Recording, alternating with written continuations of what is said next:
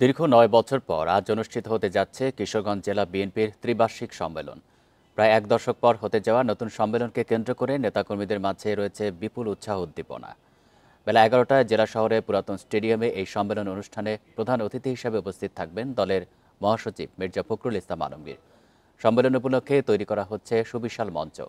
শহরের উল্লেখযোগ্য সড়ককে কেন্দ্রীয় নেতাদের শুভেচ্ছা জানিয়ে নির্মাণ করা হয়েছে শতাধিক তোরণ। ব্যানার ফেস্টুনে ছেয়ে গেছে শহরের অলিগলি। বান্ডেল থাকলে প্রতি সেনমানিতে টাকা বাঁচবে। বিকাশ সেনমানি বান্ডেল কিনে জিতুন প্রতি লেনদেনে। আলোচনাতে কিশোরগঞ্জ থেকে যুক্ত হচ্ছেন সহকর্মী শাহজাহান সাজু।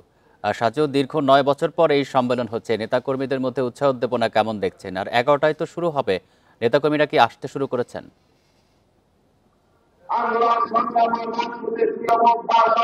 দেখুন, দীর্ঘ ৯ বছর পর এই সম্মেলনটি হচ্ছে কিশোরগঞ্জ জেলা বিএনপির। এখন পর্যন্ত মাঠে নেতাকর্মীরা প্রবেশ করেনি, 10টার পর পর প্রবেশ করবে, কারণ এই অনুষ্ঠানটি মূলত শুরু হবে বেলা 11টায়।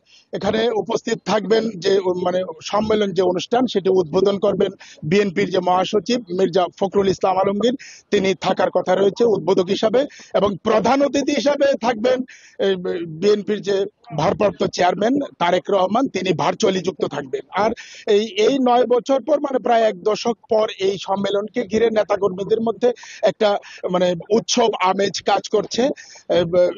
সারা শহর জুড়ে আপনি ধরে নিতে পারেন যে শতাধিক তোরণ করা হয়েছে, বিভিন্ন ব্যানার ফেস্টুন, এবং মঞ্চটি করা হয়েছে অনেক বড়, এবং আপনি ধরে নিতে পারেন যে এটা একটা বিশাল উৎসব আমেজ নেতাকর্মীদের মধ্যে কাজ করছে। এবং যারা আয়োজক রয়েছেন তারা আমাদেরকে জানিয়েছেন যে এখানে প্রায় 70 থেকে 80 হাজার নেতাকর্মী উপস্থিত হবেন এই সম্মেলনকে ঘিরে, এবং তারা প্রস্তুতি নিচ্ছেন। 10টার পর পর মাঠে প্রবেশ করবেন এবং 11টায় অনুষ্ঠানটি উদ্বোধন হওয়ার কথা।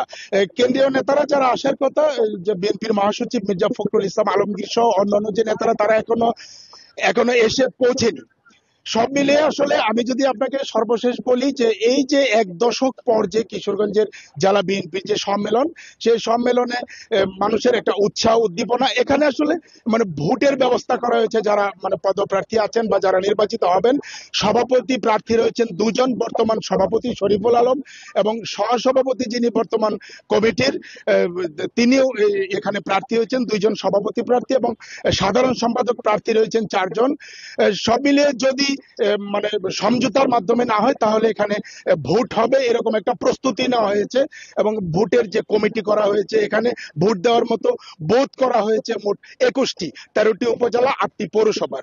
নেতাকর্মীরা 10টার পর পর মাঠে ঢুকবেন এবং 11টায় এই অনুষ্ঠানটি শুরু হবে, এরকমই আমরা আয়োজকদের কাছ থেকে জেনেছি।